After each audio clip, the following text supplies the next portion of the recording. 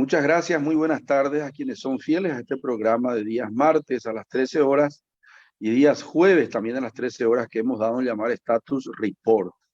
Yo soy Víctor Raúl Benítez, soy economista y como ustedes saben, los temas que tocamos en las siestas de martes y jueves en mi programa son relacionados a la economía, la política y la sociedad en el mundo todo y también en Paraguay. En el día de hoy he escogido un tema que pocas veces se escoge, el tema de los escenarios prospectivos, el futuro, ese gran desconocido, pero que siempre tiene señales o tiene huellas que nos deja antes que podemos seguir. Y con relación a eso le invité a mi amigo Seba García, diputado nacional, a quien ayer lo descubrí, le pillé todito, que es el presidente de la Comisión del Futuro. Imagínate en el legislativo paraguayo una comisión que se llama del futuro, en un país donde apenas sobrevivimos en el presente. Entonces, con 27% de pobreza, 14% de cobertura de agua y saneamiento, 1 millón de unidades habitacionales en déficit infraestructural, 800.000 dormitorios, baños y cocinas, 200.000 casas 0 kilómetros que faltan, 11.000 millones de dólares de déficit en energía. Y me encuentro con Seba García, dice, en Paraguay hay futuro. Y para eso le invité hoy, para que me explique en esta situación de asimetría de información sobre el futuro, incertidumbre, y alta ineficiencia operacional, tanto en el sector público como en el sector privado, y él pensando en el futuro. Buenas tardes, Seba, ¿cómo estás? Hola, Víctor, ¿cómo andamos? Gracias por la invitación, por invitarme a formar parte de este programa y un saludo a la audiencia. Gracias, Seba. Ayer estuve atentamente siguiendo tu exposición y la excelente exposición de nuestro amigo común, Robert Cano, quien trae un poco el futuro hacia nosotros con una mayor participación en términos democráticos a través del uso de la tecnología para presentar normas o leyes en el Parlamento por medio de la iniciativa ciudadana. Y veo que vos estabas allí coordinando eso, estaba el futuro presidente de la Cámara de Diputados y estaba también Stefan Rasmussen. Y allí me entero que ustedes acogieron esa reunión ayer, prácticamente una asamblea ciudadana, a través de una comisión que se llama Comisión del Futuro, o ¿cómo se llama eso? ¿Me podrías explicar en qué consiste, por favor? Así mismo, hace unas 3 semanas más o menos, en la Cámara de Diputados conformamos lo que se llama la Comisión del Futuro, que sí es cierto, tal vez suena un poquito jocoso el nombre, ¿verdad? Porque de repente te hace saltar algunos cuestionamientos, pero la hicimos dentro del marco de la Comisión de Ciencia y Tecnología, ¿verdad? La Comisión de Ciencia y Tecnología es algo que ya existe, es una comisión asesora, ¿verdad? Que forma parte del reglamento de la Cámara de Diputados y lo hicimos, digamos, en cierta manera como subcomisión. La Comisión del Futuro es una dinámica que existe en muchos países, en muchos poderes legislativos, muchos congresos de otros países, en los cuales se sale de la típica dinámica legislativa de dictaminar proyectos de ley vigentes. Es decir, hoy las comisiones asesoras del Congreso, ¿qué hacen? Reciben los insumos, los proyectos de ley que presentan los diferentes legisladores y dictaminan al respecto, ¿verdad? Realizan las convocatorias, dictaminan por la aprobación, por el rechazo o estudian las eventuales modificaciones de los proyectos de ley. Esta dinámica es, digamos, bastante reactiva, es bastante estática y hace que muchas veces muchos proyectos de ley nos tengan corriendo, ¿verdad? Nos tengan corriendo detrás de urgencias, de apagar incendios, de titulares de medios y demás cuestiones que hace que seamos prácticamente reactivos. Lo que buscamos con la Comisión del Futuro es ser proactivos, es generar un espacio por fuera de esa dinámica de simplemente de solo dictaminar a un espacio de conversaciones sobre temas de futuro, sobre temas que nos permitan pensar no solo en el periodo de gobierno, no solo en las próximas elecciones, por así decirlo, sino en las futuras generaciones, ¿verdad? Que nos permitan pensar en iniciativas, en posturas, en estudios, en conversaciones que tenemos que tener que, que nos pongan a pensar en nuestro país de aquí a 10, 15, 20 años. En ese sentido, en la conformación de la comisión, que fue hace unas 3 semanas, tuvimos la exposición de un diputado uruguayo que nos contó el caso de Uruguay, la experiencia de ellos, en lo cual se enmarcaron en el tema, por ejemplo, del futuro del trabajo y los trabajos del futuro. Puntualmente eso nos hace pensar, ¿verdad? En el 2019 nosotros presentamos, por ejemplo, el proyecto de ley de teletrabajo y todos nos miraban, esperaban, ¿por qué vos no querés que la gente se vaya a la oficina? Nos decían, ¿verdad? No sabían que unos meses después llegaría la pandemia y a las apuradas estaríamos legislando el teletrabajo, justamente porque la gente se tenía que fijar un marco regulatorio porque la gente tenía que trabajar en forma remota. Entonces, la Comisión del Futuro lo que hace es busca ganarle de mano a un montón de cosas, ¿verdad? A un montón de situaciones, a un montón de cuestiones. El futuro de la educación, el futuro del trabajo, el futuro de las ciudades, cómo pensamos de acá a 10 a 20 años en ciudades sostenibles, en cómo imaginamos que tienen que ser las ciudades con los avances tecnológicos y con el contexto que se presenta, ¿verdad? Con las tecnologías que van surgiendo por el camino, cómo legislamos, cómo pensamos para generar un marco de incentivo y al mismo tiempo un marco de protección al ciudadano, a las personas. En ese sentido, justamente el día de ayer, toda una iniciativa que nosotros las enmarcamos en el marco, vale la redundancia, de la democracia del futuro. ¿Y por qué hablo de la democracia del futuro? Porque nuestra constitución prevé 4 vías para la presentación de un proyecto de ley. A través de, obviamente, el Poder Legislativo, sea senadores o diputados, a través del Poder Judicial, desde el Poder Ejecutivo o desde lo que se llama la iniciativa ciudadana, la iniciativa popular, que hasta hoy muy poco utilizada, o hasta te diría no utilizada, ¿verdad? Salvo una excepción que fue la del Partido Patria Querida, que buscó desbloquear las listas sábanas, pero que no llegó al tratamiento del proyecto de ley, pero que requiere altísimo número de firmas físicas, ¿verdad? Requiere unas 50, 60 mil firmas físicas, o sea, el 1% del padrón, lo cual hace que sea demasiado difícil o hasta inviable. Sin embargo, Robert Cano, nuestro amigo, respaldado por estudiantes universitarios de universidades públicas y privadas, en casi 5 años lo logró. Juntó 80 mil firmas y ayer presentaron el proyecto de ley como iniciativa popular. Lo anecdótico y lo interesante es que presentaron el proyecto de digitalización de la iniciativa popular. Es decir, que el día de mañana los ciudadanos que quieran generar un proyecto de ley, que quieran impulsar una causa que llegue al Congreso de la Nación, van a poder hacerlo, pero a través de firmas electrónicas. Directamente desde un celular, una persona va a poder apoyar, sumarse a una causa que después va a ser presentada en forma oficial como proyecto de ley.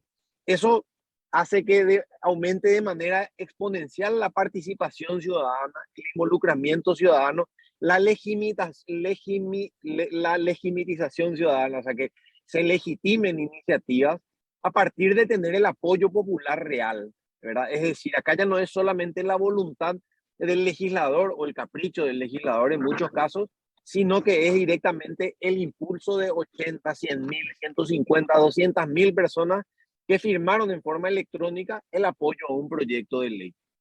Entonces, en la Comisión de Futuro lo presentamos justamente exponiendo a expertos en la materia, invitando a instituciones que ya forman parte de la conversación y a partir de eso, ¿verdad? Generamos el marco para que se hable del tema. Nuestro objetivo con la Comisión del Futuro es que de aquí a unos meses estemos hablando, como te decía, del futuro del trabajo, el futuro de la educación, cómo imaginamos a nuestros jóvenes formándose en programación de aquí a unos años de manera rápida. ¿Cómo hacemos para sacar 5.000 programadores que trabajen para el mundo? ¿Cómo hacemos para pensar en ciudades, en infraestructura, en obras de infraestructura de aquí a largo plazo, para que las ciudades no se caigan a pedazos como pasa hoy? ¿Cómo hacemos para un sistema de salud del futuro, verdad? Que basado, por ejemplo, en la telemedicina o en tecnología de precisión que ya existe en otros lugares del mundo. Entonces tenemos un poquito el desafío con estas conversaciones de ganarle de mano a ciertas cuestiones que se nos vienen, que en el mundo tal vez ya, muchas de ellas ya están y otras que todavía no están, pero que bueno, que creemos importante traerlas a colación y que se empiece a hablar del tema, sobre todo pensando en políticas de Estado. Porque ¿qué pasa? El año que viene tenemos elecciones, empieza un nuevo gobierno y tenemos el desafío de que el nuevo gobierno no empiece todo de cero, ¿verdad? Ya hubo una estrategia nacional de innovación, por ejemplo, que avanzó en un montón de temas. Ya hubo varias conversaciones en materia de avances tecnológicos. Bueno, tenemos que asegurarnos de que se sostenga como política de Estado y que no empiece todo de cero, que no empiece borrando todo y digamos, empezando todo, trabándose en la burocracia, sino que realmente sosteniéndose como política de Estado. Ya. Dos comentarios breves. Una de las características que veo en Paraguay, yo viví muchos años afuera, ¿verdad? Es que las políticas públicas son impulsadas por crisis. O sea, hay una crisis y ahí ustedes se mueven todo, como dijiste, reactivamente. Ahí vamos a hacer la ley del Fondo de Estabilización de Combustibles, allí vamos a hacer una ley para esto o para aquello. Se muere una influencer en San Bernardino, ustedes se mueven toda bala para ver qué es lo que se va a hacer con el narco negocio, etcétera. En ese sentido, lo que yo veo muy útil tu cuestión, esta comisión del futuro, te felicito. Querría apoyarte, ayer estuvimos hablando, haciendo uno de los foros del futuro que podemos hacer sobre el futuro de las ciudades, con Chalo Garay, un amigo con el cual yo hacía los foros de la ciudad hace 2 o 3 años atrás, porque este es el siglo de las ciudades, el siglo pasado fue el de las naciones, y el siglo antepasado, 19 o 18 inclusive, era el siglo de los imperios. Los imperios, los países que nacen en cantidades en el siglo XX y en el XXI, las ciudades. Con respecto a eso te quiero hacer una consulta. Para traer el futuro al Paraguay, en un país que está en el neolítico, porque yo siempre hablo que el primitivismo productivo, que no es malo sacar riqueza de la tierra y de la ganadería, pero que tenemos que ir un paso más adelante. Y estuve mirando que la economía de la vanguardia ahora, que es la inteligencia artificial, es una isla que está como sándwich entre la era agrícola y la era industrial, que ya usa inteligencia artificial para que lo que es repetitivo se convierta en algoritmo. Y en la agricultura, para que aquello que la máquina nomás ya puede identificar dónde está la roya con infrarrojo, con aviones que sacan fotos, ahí nomás ya tiran el químico ese que mata la roya. Y la economía de la inteligencia o del conocimiento está en el medio, que es la inteligencia artificial. Nosotros todavía no estamos en la era industrial, porque no tenemos mucha industria en Paraguay, la mayoría de los generadores de empleo son las pymes, y tampoco hicimos la reforma agraria del siglo XIX, y vos ya estabas hablando de la cuestión del futuro, y te quiero felicitar porque se pueden también saltar algunas eras de desarrollo de Rostov, como decía el economista este. Ahora te pregunto, veo que hoy en el diario 5 Días, en cuya televisión estamos, leo que un joven argentino, sobre el cual tú me hablaste tanto el domingo como ayer, viene a Paraguay. Y parece que vos sos uno de los pushers, de los que estás empujando de que eso salga. ¿Quién es ese joven? ¿Qué hace? ¿Y para qué ustedes lo quieren traer? ¿Y qué va a decir? Va a venir a contarnos. Bueno, nosotros, justamente como parte de la conformación de la Comisión del Futuro, también contamos con la participación de Mateo Salvato. Mateo Salvato es un joven de 23 años, que bueno, es un emprendedor que justamente empezó con una aplicación que ayuda a la inclusión de personas con discapacidad auditiva, con discapacidad a comunicarse, ayuda a que personas con discapacidad se comuniquen. A partir de ese emprendimiento, Mateo incurrió en varios otros emprendimientos que le dieron varias menciones, varios reconocimientos y hoy es, a sus 23 años, es un conferencista que justamente aborda estos temas de futuro. Mateo viene para dar una conferencia y al mismo tiempo le vamos a acompañar en el lanzamiento de su libro, que es La Batalla del Futuro, en el cual él plantea estos temas, ¿verdad? Justamente plantea y aborda cómo las sociedades tienen que mirar para adelante, ¿verdad? Cómo mirar a largo plazo y cómo entender el alcance que tenemos, que a veces no dimensionamos, a veces como que no nos damos cuenta el poder y la capacidad que tenemos a partir de un aparato como es nuestro teléfono celular, ¿verdad? Eh, y es un incentivo, es un catalizador de este tipo de iniciativas, ¿verdad? En el sentido de que invita a que más jóvenes se formen en capacidades STEAM o que apunten, por ejemplo, a entender que entiendan, por ejemplo, que pueden apuntar a trabajar para el mundo, ¿verdad? Hoy uno puede estar basado en Paraguay, sin embargo, puede estar programando para Europa, para Asia, para Norte, para América del Norte, y ya ni siquiera requiere, ya, ya la accesibilidad al conocimiento está al alcance de la mano. Uno hoy puede formarse como en cierto lenguaje de programación, por decirte, en un periodo breve de 3 a 6 meses, ya con salida laboral, que es lo que están haciendo iniciativas que ya existen en Paraguay. Como por ejemplo Penguin Academy, entre otras, que ya forman a personas que están en edad de la media, ¿verdad? De la educación media, a que tengan una salida laboral de 800.000 dólares de aquí a poquísimos meses, que es realmente una oportunidad. ¿Por qué? Porque están desarrollando aplicaciones, porque están planificando soluciones web, porque están trabajando bases de datos, porque están justamente entrando en un terreno en el cual hay una excelente demanda laboral, ¿verdad? Y entonces tenemos el desafío de formar esa capacidad, de incentivar a la gente a que, no, a que entiendan que vos, por ejemplo, ya podés.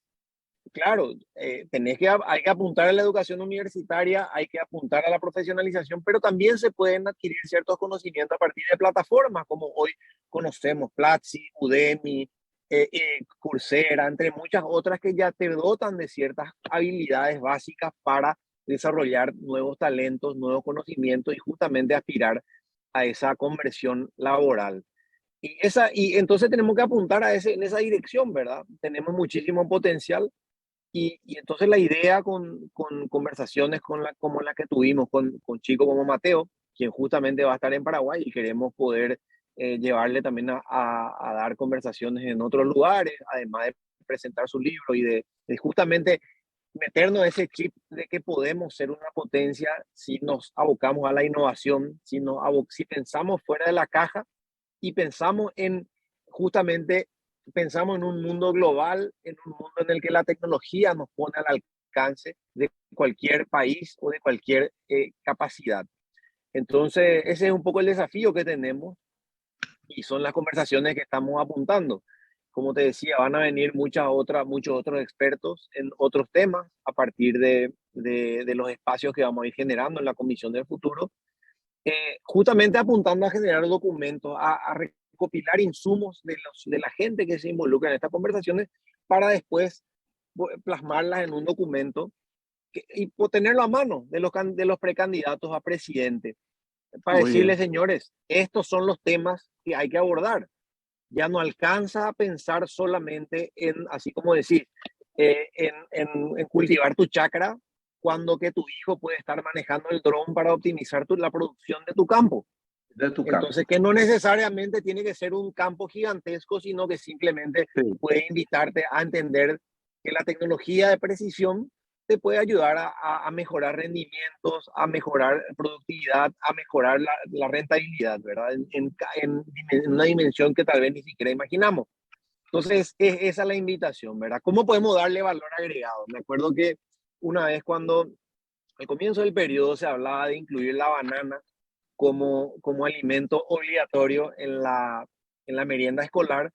Yo consulté con una nutricionista y me decía, vea un poco, pobrecito los chicos, ¿por qué le querés dar banana todos los días? ¿Por qué no haces galletitas de banana, tortita de banana, jugo de Claro. banana y un montón de otros productos de valor agregado que son mucho más ricos y que van a consumir con mucho más gusto? Y son hasta más nutritivos, te diría, ¿verdad? Entonces nos invita a pensar cómo podemos dar ese salto, cómo podemos dar ese salto de valor agregado, ese salto de productividad, ese salto de capacidades, ¿verdad? Y esos son los desafíos que tenemos y tenemos tanto a cortísimo, a inmediato plazo, te diría, pero también tenemos que plantearnos los mismos desafíos a mediano y largo plazo, ya pensando en los resultados de la futura generación. Sí. Estuve leyendo yo para estar también así como ustedes. Yo ya soy boomer, yo soy de la época industrial, pero tengo amigos como vos y te agradezco tu amistad. También tengo amistades tales como la de este muchacho Preda, que hace música electrónica, muy capo. Lo conocí no hace mucho. Tengo un amigo de 19 años que le hice una entrevista acá, que es Morínigo del mundo de las Sí. criptomonedas, Joaquín. Joaquín, que tú lo conoces. Tengo un amigo también que ya es un poco más grande, pero no es boomers, que está en Suiza, Gabriel Lanfranchi. Y tengo un hijo que es el que me enseña, que vos le conocés, que es Juanpi, Juan Pablo Benítez, que está en el mundo de la electromovilidad. Te quiero hacer un desafío, si podríamos juntos, inclusive vamos a hacer con el diario y con la televisión y con el Club de Ideas, donde yo soy presidente, si podríamos hacer algunos foros sobre el futuro que puedan ser también teletransmitidos, donde podrían estar estas personas. Yo te cuento algo muy interesante. Cuando yo era joven, trabajaba en una empresa en donde también una conexa era InfoCenter, que traía las primeras computadoras PC One, que eran las computadoras individuales. Se usaba Lotus 1, 2, 3, etcétera. En esa época eran las planillas electrónicas. Y yo recuerdo que la innovación era algo extrínseco al proceso productivo. De vez en cuando algo se innovaba. Yo estaba en una empresa de la moda, entonces dice, ahora el cuello perfecto es una innovación. Después otra innovación y de vez en cuando aparece una innovación. Después ya me fui a las empresas de bebidas y de vez en cuando lanzábamos una bebida cero o diet, se llamaba en esa época. Entonces ahora en la economía nueva, la innovación es algo intrínseco al proceso productivo. En realidad todo el proceso productivo es innovación. Y lo que es repetitivo, lo que no es innovación, se convierte en algoritmo. ¿Entendés un poco cómo vamos a tener que enseñarle a la gente? La otra vez le escuché a Seba Villarejo en un debate, cuando le preguntan, ¿y qué es lo primero que hay que hacer? Le dicen. Y él dice, y vamos a tener que acelerar el proceso educativo. Es lo número uno, dijo Seba Villarejo. Y yo retuiteé, eso me gustó, porque en realidad es lo primero que hay que hacer. Vamos a tener que cambiar la cabeza nuestra, de nosotros, de los boomers inclusive, y también de los millennials y de los centennials, que son los más jovencitos.